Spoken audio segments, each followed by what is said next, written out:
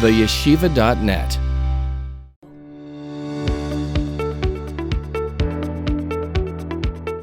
The 6th chapter of Hilchos Avodah covers 6 mitzvahs of the 51 mitzvahs the Rambam enumerated in the introduction that are dealt with in Hilchos Avodah. Perek Shishi deals with mitzvahs Chav Daled, Chav Hei, Chav Vav, Chav Zayin, Chav Ches, Chav Tes. Let's read them briefly in the words of the Rambam in his introduction. Mitzvah Chav Daled is not to practice something we call oiv, which will be explained. Next mitzvah is not to practice something called Yid'oini. Next one is not to pass your children through the god called Moilech. The next one is not to create and erect a monument. Mitzvah Chav Ches is not to bow down on kneeling stone. And the last mitzvah Chav Tes is not to plant an Asherah tree. These 6 mitzvahs will be discussed, elaborated upon, and elucidated in the 6th chapter of Hilchos Avodas Kochavim. Says the Rambam, Perek Shishi Halacha Aleph. Somebody who practices this form of idolatry and black magic called oiv or yid'oini, which will be explained, and he does it voluntarily with his own volition, and he does this willingly and intentionally, chayev kares, he is liable to a heavenly death penalty. If there were witnesses, and the witnesses also warned him according to all of the laws of what consists an appropriate warning in the Torah, so that the person really knew and acknowledged what he's getting into, then afterwards niskal, then this person might get a death penalty through stoning. Hayashaygik, what if he did this act but he performed it inadvertently? He did not know that it's prohibited, or he did not know the severity of the prohibition or the consequences, the penalties, maybe chatas kvua, then he brings, in the time of the Beis HaMikdash, he would bring a regular sin offering. Keitzad Ma'aseh ha'oiv. What was the practice of this idolatry or black magic witchcraft called oiv? Zeshu oimed umaktik Torahs yidua. Somebody who would stand and burn a known incense. In other words, there was a particular forms of incense or herbs that would be burnt and consumed in the flames, and these herbs, these incenses, were known to those who practiced this form of witchcraft or black magic called oiv. So that's the first thing. They had a special ktoiris, special types of incense that they would burn. Then he holds a branch of a myrtle, a hadas, a branch of a myrtle in his hand, and he waves it. While the incense is being consumed in the flames, he is waving a hadas branch. And he speaks quietly, saying words and incantations that were known to those who practiced this form of black magic. There were special incantations and words and mantras that they would utter as the flames are consuming and burning the incense. As he's waving the myrtle branch, he's also uttering incantations. Until the person who came to the one who's practicing the oiv black magic, the person who came with a question, can hear as though somebody is communicating with him, and answering what he has asked, giving him an answer to his question. It sounds like the words are coming from below the earth, with a very low voice. It's as though it wasn't heard by the physical ear, but rather felt in one's imagination. Of a similar form of the practice of oiv is halekeach gulgoylas hameis, somebody who takes the skull of a dead person, of a corpse, umaktir la, and burns incense to her, to the skull, umenachesh ba, and performs various forms of black magic and sorcery, rather through different types of words, incantations, mantras, looking at it in different ways. Menachesh is different forms of magic practice that are not involved with action, but rather with thoughts or words or the gaze of the eyes. So he does all of these things with the skull as the incense is being consumed, until he hears as though there was a voice emerging from below his armpit, shafil ad ma'od, a very low voice, and this voice is answering him on his questions. Kol elu ma'aseh oivhein. All of these are part of the practice we call oiv v'ha'isa echad mehen niskal. And someone who does one of them, the Rambam enumerated here, do 2 different types of practices, the one who does one of them, niskel, is liable to the death penalty through stoning. Why does the Rambam repeat again niskel when he said in the beginning of halacha that somebody who practices oiv could get skila? Of course, the answer to that would be the Rambam is very meticulous, because he said if you do oiv or yid'oni, you get skila, but then he gave two different types of oiv practices. You might think that in order to be liable for the death penalty, you have to do both of them. So the Rambam concludes and he says, no, ha'isa echad mehan, if you do one of these two practices of oiv, niskel. Halacha beis, ketzad ma'isa hayidoini. We explained what oiv is. What is the practice of the yid'oni form of witchcraft? Maniach etzem oiv sheshma yadua bepiv. He takes the bone of a bird, and the name of this bird was Yadua. That was the name of this bird. And he takes a bone of this bird, and he places it in his mouth. It's interesting that Rashi explains Yadua is actually a beast, an animal, but the Rambam says it's etzem oif, it's the bone of a bird.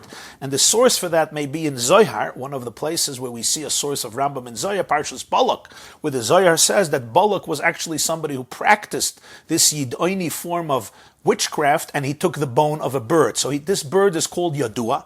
The person takes the bone of this bird, places it in his mouth. Umaktir, once again, he burns various forms of incense. And then he does all different types of actions, the Rambam says.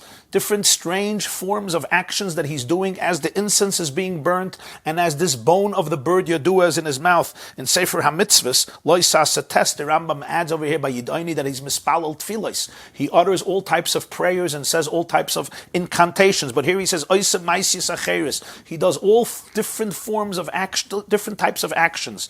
Ad Sheyipoil Kinichbe, until he falls down as though he just had an epileptic seizure. And he starts communicating with his mouth, foretelling things that will happen in the future. All these types of practices are forms of idolatry, the Rambam says. In other words, each of them, besides being type of sorcery and black magic and witchcraft, the Rambam says, I'm putting it right here in Perek Shishi because they're actually forms of Avodah Zarah, where the person is divorced, is disaligned from the notion that there's only oneness in the universe. The person attributes power, influence to different things in nature and in our world outside of Hashem. The person does not realize Einoid Malvadai, that the world has one singular master and the entire world is created and governed and orchestrated and guided by one singular creator, and everything else is kegarzim beyad ha'chaytzev. Everything else is like an axe in the hand of the chopper. As the Rambam explained in the earlier chapters what Avodah Zarah is, here the person is attributing significant power, dominance, prominence to various forces, objects within the universe. So the Rambam says these are all different forms of Avodah Zarah. V'azhara shalahen minayin. There's no punishment without a warning in Torah. The Torah does state clearly in Vayikra the punishment for Oiv and Yidoni. The Torah says in Vayikra Perek Chaf that the punishment is skila, ba'even yirgemu. But where's the warning? Says the Rambam, the warning is Vayikra Perek Yutes al tifnu, Talmud Leimer al tifnu ala Oivez vel hayidonim. Do not pay attention, do not get lured into the practice of the Oivos and the Yidonim. Halacha Gimel. Another form of Avodah Zarah called Melech, the god of the fire god. If somebody gives some of his children to the idolatry called Melech, and if he does this voluntarily, willingly, chayav karis, he is liable to a heavenly death penalty. If he does this inadvertently, meaning he does not know that it's prohibited, or he doesn't know the consequences, maybe chatas kvua, he brings a regular sin offering.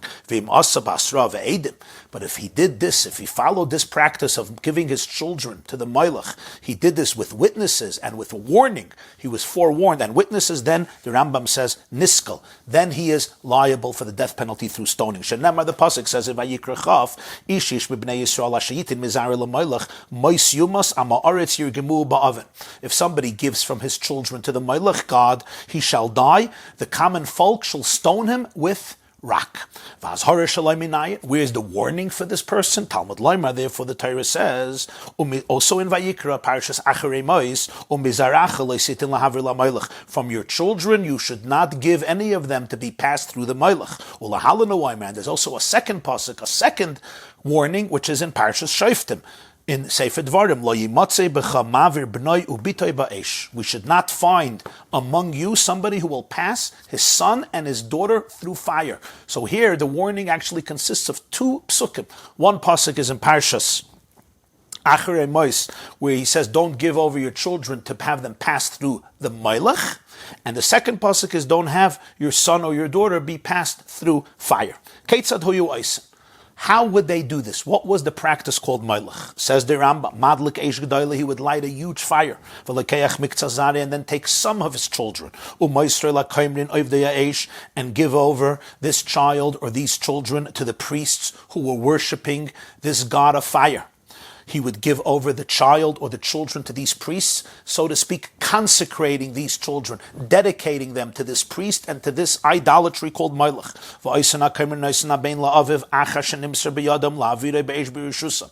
After the priests received the child from the father, the priest would give the child back to the father in order so that the father should pass this child through the fire under their permission, gaze, and authority. It's the father of the child who passes his son through the fire under the authority and with the permission and consent as an agent of the priests. He passes his child through the fire from one side of the fire to the other side of the fire, through the midst of the fire, biragloi, as the child is walking on his feet.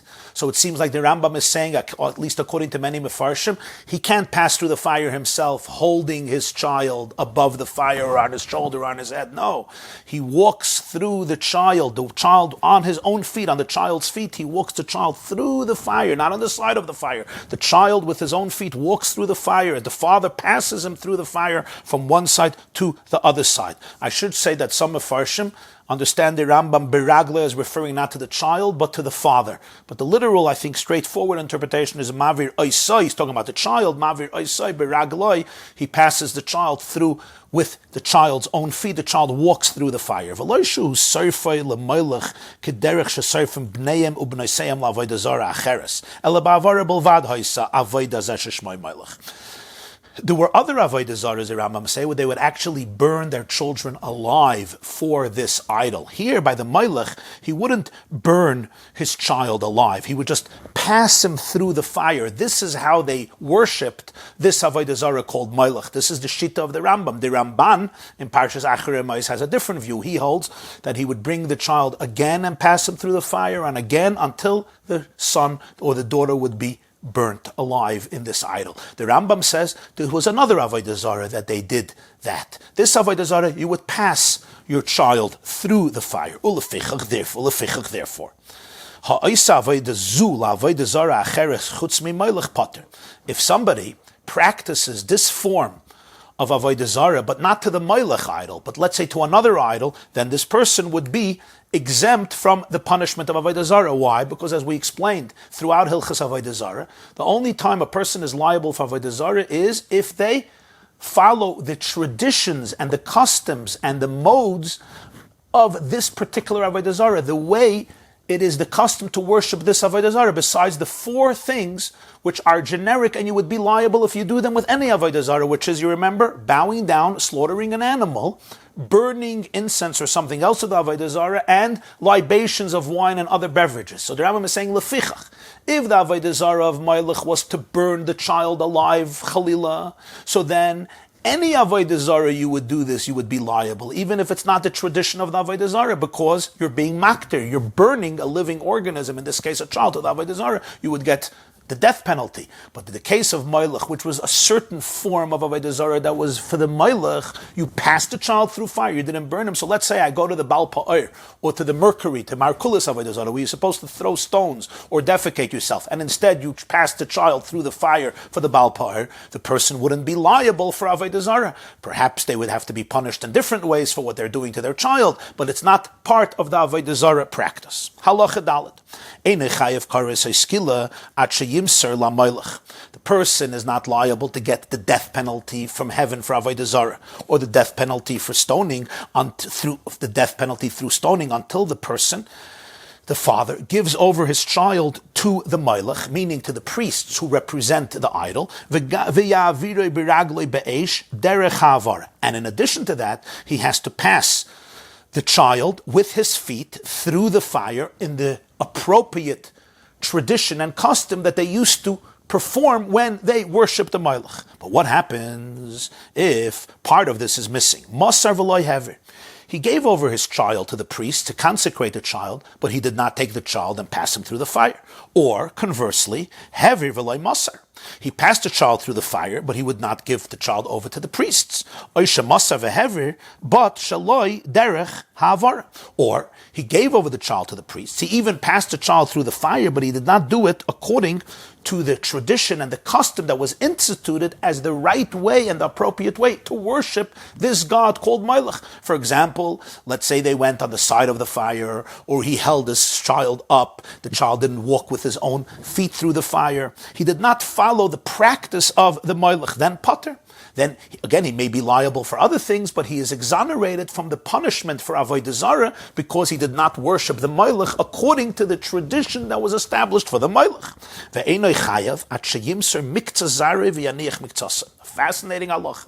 He is not liable for the punishment of Avodah Zarah until he gives over to the Melech only some of his descendants, but some of them must remain behind. Shenemar, the pasuk says in Parshas Shoftim, when it speaks about kares for Melech, so the pasuk says, "V'ichrati oisem mikerev amay ki mizaroi nosan laMelech."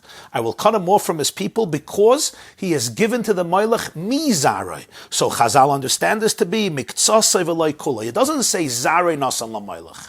He dedicated his children to the Melech. It says from his children. He took from some of his children and he gave them to the Melech. Mizaroi, part of zaroi. So what happens if he gives away all of his children to the Melech? He does this with all of his children. He is not liable for the punishment of Avodah Zarah. Now, this is a very difficult halacha to understand. So the Rambam, in his Guide to the Perplexed, Meir Nevuchim, in the 3rd section, the Rambam says something fascinating.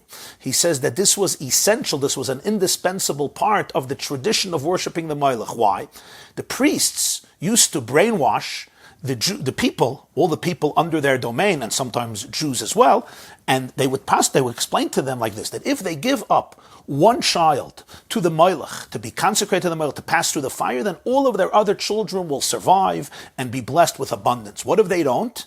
Then the idol, the Melech, will punish them and all the children will die. And the Rambam says some of the parents, who unfortunately were brainwashed by all the different types of cults of the time, believed it. So therefore they gave over one child or a few children to the Melech in order that the other ones should be able to survive. So the whole idea of the Melech is you're giving up one so that you could rescue the others. This is what the Rambam says in Meir Nevuchim. I should just add that the Smag, the Sefer Mitzvahs Gadol, he explains the rationale for this halacha in Lo Yisas Mem. The Smag says that whenever a person receives a punishment in this world, it's in order to cleanse their soul and their body from the horrible filth and blemishes that the sin creates in the soul, so that the soul can return back to its Father in heaven pristine and pure and cleansed. He says sometimes a person performs such a heinous, evil, horrific crime that Hashem says, I don't even want to give a process of atonement to this person. And he says this is a case where somebody sends their whole family to the Melech.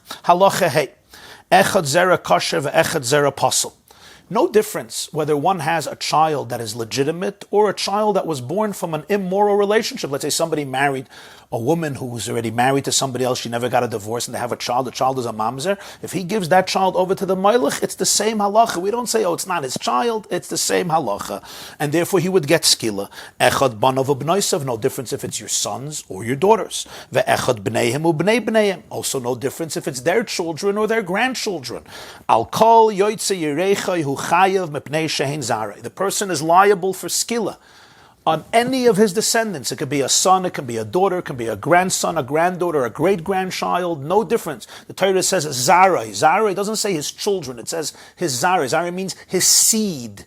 his seed, in other words, anyone who comes from his seed, any of his descendants, children or grandchildren or great-grandchildren, if he takes any of them and he passes them through the fire of the Moilach, this is Avodah Zarah, and he's liable to skila or kares or a carbon chatos if it was b'shaygig. Avolim hever echa vayach yosef vayavaysa v'shever, that's my potter.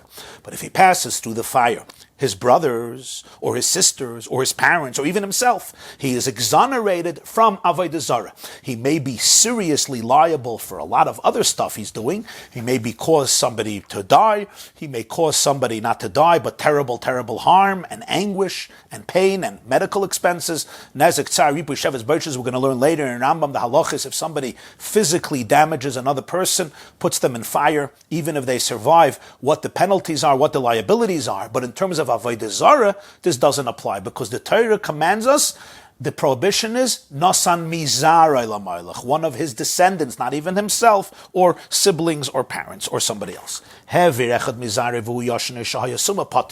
he passes through the fire, one of his children, but he is asleep or blind, then again he is exonerated from the Avodah Zarah liability, because the practice of the Malach was that the child had to be awake and see the ceremony. Halacha Vav, the Rambam now shifts from Oiv, Yid'oini, and Moilech to the next section of this halacha. The next mitzvah he's going to discover is this discusses the violation against erecting a monument. Halacha Vav, Matzeva Shasra Torah, the monument that the Torah prohibits, as he will say in a moment, he binyin sheyiyu hakal miskaptzin etzla, is basically a violation against creating a monument, an edifice, with the purpose that everybody should gather to it. V'afilu lavedas Hashem. Certainly if he creates a monument to attract people to engage in stupidity or idolatry, that's forbidden. But the chiddush of this mitzvah is, even if he erects a monument to bring people together to serve the Ribono Shel Olam, it's still forbidden. Why? Shekein haya derech avodah zarah. Because this was the tradition, this was the custom of idolatry. They would erect a monument and place the avodah zarah, the statue. They would erect a statue, a monument, and that's where people would come to worship the avodah zarah. Shenemar, the warning for this pasuk is, the source of this prohibition is a pasuk in Parshas Shoftim. Do not erect for you a monument which Hashem loathes. Somebody who does erect such a monument, of course, if they do it willingly with witnesses and they were warned, they are liable to the penalty of lashes, because it is a prohibition, it's a violation of a mitzvah loisasa in the Torah. The fascinating thing is, as Rashi points out from Sifri, that the Yaakov Avinu erected a matzeva for the Ribono Shel Olam. It was a promise he made when he left his father's home in the beginning of Parshas Vayetze. Parshas Vayishlach, it says that Yaakov actually erected a matzeva for Hashem. So Rashi says, Afal pi sha'ahuva hoisa b'mei ha'avos. In the days of our forefathers, a monument was beloved by Hashem. But nonetheless, after Matan Torah, it became a prohibited act. Why? Because once the idol worshippers embraced this as their custom, as their tradition, the way they worshipped and gathered the people to their idolatry was through erecting a monument for it. From that point, it became loathed, Asher Sanei Hashem Elokecha, and therefore we are now not allowed to do it. V'chein, similarly, another similar halacha, Even Maskis Hamura B'Torah. The Torah speaks about a kneeling stone that you're not allowed to bow down on top of it. Afal Pishu Mishtach V'Aleh L'Shem. Don't make a mistake. The Torah is not talking about if you're kneeling, if you're bowing down on stone to idolatry. That's the prohibition of worshipping idolatry. But the chiddush, the novelty of this mitzvah is, even though you're bowing down to Hashem on stone, it's forbidden. Shenemar, the pasuk says, Vayikra Perek Chavav, Ve'even maskis leisitnu ba'artzechem leishtachavos aleha.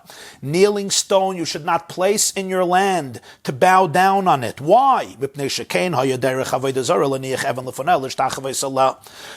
this, again, was the tradition and the custom of those who were entrenched in idolatry. They would place stone in front of the idol or in front of the image, in front of the statue, and they would bow down on the stone to the idol.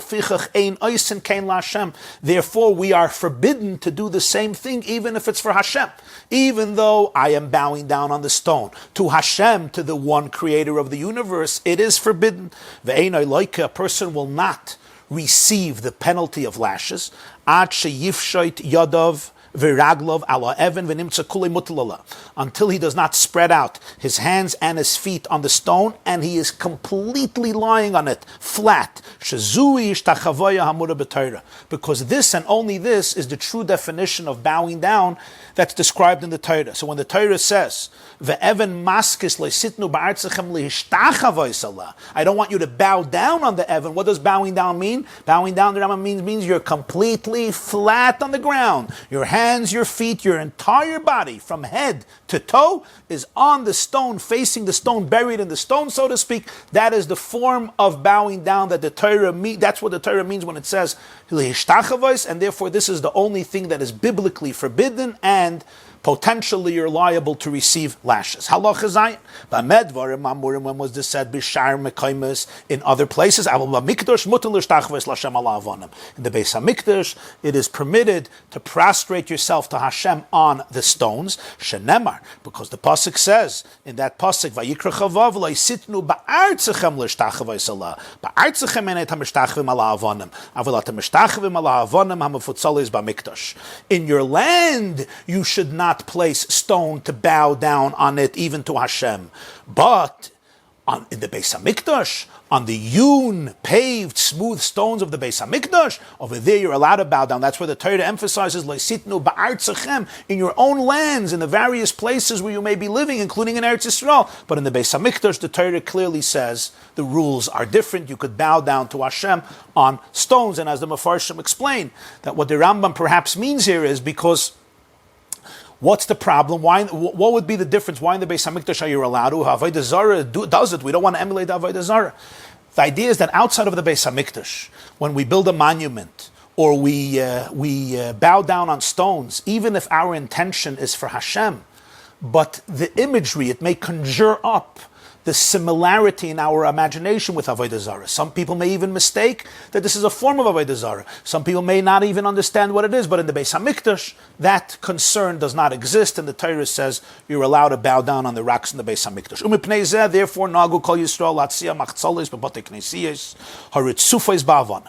That's why it's the custom of all Jews to spread out mats in shuls that are paved with stones, or straw and hay, to separate between their faces and the stones. So when the Jews bow down, their faces will not be buried in the stone because there are mats, rags, straw, hay below them. What if he doesn't find anything separating between him and the rock? Don't bow down here in Shul. The Rambam says, go find another place where there's no stone and bow down there. But the Rambam says, however, there's another alternative. The person could lie on his side so that his face is not cleaving to the stone. So the person gets down, but you're lying on your side. You don't bow down flat so that your face is leaning, is connected to the Evan, is cleaving, so to speak, buried in the Evan. Halacha ches. What happens if I bow down to Hashem on hewn stones or smooth stones, paved stones, but I'm not spreading out my hands and my feet? I'm not flat on the ground. That's not the case. As the Kesef Mishneh says, it's like we bow down on Yom Kippur, right? When we bow down on Yom Kippur, so let's say there's a stone floor and I get down on my knees, and I put my head into the stone. It's like my face is cleaving to the stone, but I'm not flat on the floor with my hands and legs spread out. So the Rambam says, Einoi loika. This person is not liable for lashes.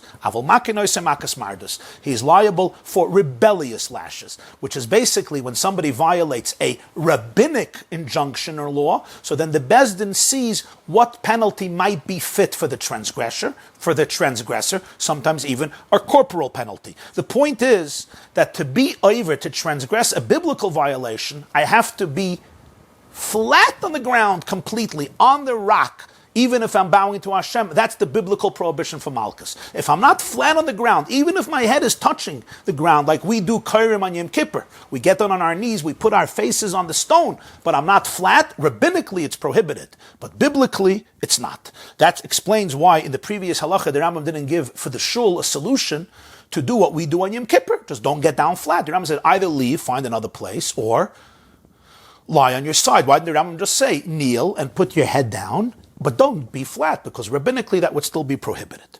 That's all when you're bowing down to Hashem. Aval avodah zarah. If somebody's bowing down to avodah zarah, achas ishtachavaya b'pishat yadayim v'raglayim, or ishtachavaya b'loy pishat v'yadayim v'raglayim, it would be the same halach if somebody bows down completely flat, their hands and feet spread out, or without their hands and feet spread out. Misha sheyichbosh panav bakarka lo niskal. The moment the person buries his head, the moment the person buries his head into the ground, he gets stoned. In other words, the practice of avodah zarah did not require that a person should bow down flat to the avodah zarah. Certainly if he does that, he's liable for skila. But even if a person just kneels on his knees and then places his face on the rock or whatever it is, on the avodah zarah or near the avodah zarah, to bow to the avodah zarah, even though he's not flat on the ground, he would still be liable in avodah zarah. Over here, you don't need ishtachavaya, like we described before, the definition of ishtachavaya in Torah, which is flat. Sometimes those who are very athletic can even stand up straight and get their head down all the way to the karka, and that would be avodah zarah, ishtachavaya with skila. Halacha tes. The Rambam now goes over to the next mitzvah being discussed. If somebody plants a tree near the altar in the Beis HaMikdash, or the entire courtyard of the Beis HaMikdash, which many Mefarshim say includes the inner sanctuary, and of course includes, that's where near the Mizbeach, or it includes the Azar, which would include the whole section known as the Ezras Kohanim and Ezras Yisrael, which was part of the courtyard of the Beis HaMikdash, Bein Ilon Srak, Bein Ilon Meichel, whether it's a barren and fertile tree or a fruit-bearing tree, no difference what type of tree, Afal Pisha Asay Selinoi. Even if he did it with the sole objective of creating beauty and decoration as for aesthetical purposes to honor the Beis HaMikdash, nonetheless, this person is liable potentially to receive lashes. Shenamar, the pasuk says in Parshas Shoftim, Loisita lecha ashera kol eitz eitzel mizbach Hashem alekecha asher tasalach. You should not plant for yourself an asherah. An asherah is a tree that was worshipped as an idol, but then he adds any tree near the altar of Hashem. Because this was the tradition of idolatry.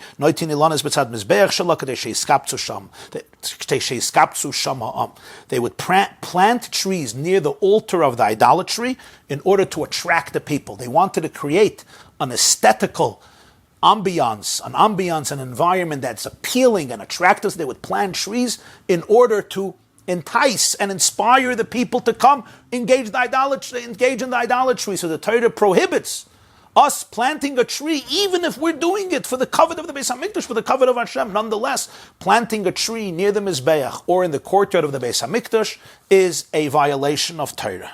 And the Rambam says a fascinating halacha. Sometimes you're doing something with the sole purpose to bring people closer to the Beis HaMikdash, to bring people closer to Hashem, as a decoration to the Beis HaMikdash. But if this is done through methods that the Torah prohibits, it's absolutely forbidden. Even if your intentions are to inspire people, you want to make them more comfortable, you want them to hang out by the Beis HaMikdash. But if this is something that Avodah Zarah has adopted, if this is their derech, you can be sure that this is something that Hashem loathes. If this is the methods that the Avodah Zarah found, this is the attractive way to get people, this is the best way to get people, you can be rest assured that this may be forbidden. And if the Torah says you're not allowed to do it, then you're not allowed to do it. Yud. You're not allowed to, therefore, construct porches of wood, porches made of wood in the area of in the Beis HaMikdash and in the courtyard of the Beis HaMikdash, like we do in our yards.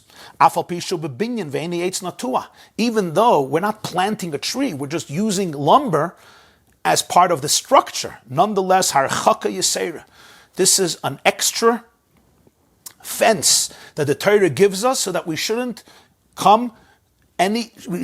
get close to planting a tree in the Beis HaMikdash. Even if the tree, again, is not planted in the ground, but it's just being used as part of the construction of a porch, nonetheless, it's forbidden. Shenemar, the Torah says, kol eitz, leisita lecha asherah, kol eitz. It doesn't say eitz, it says kol eitz. Kol eitz, the Rambam says, is not only any type of tree.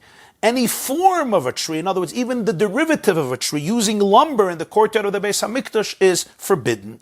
Elakol ha'achsadrayos v'aschachos hayotzes min haksalim shayu b'mikdash shel even hayu lo shel eitz. All the porches and the lattices that came out from the walls in the Beis HaMikdash were made of rock, not of wood. This class is brought to you by theyeshiva.net. Please help us continue the classes. Make even a small contribution at www.theyeshiva.net/donate.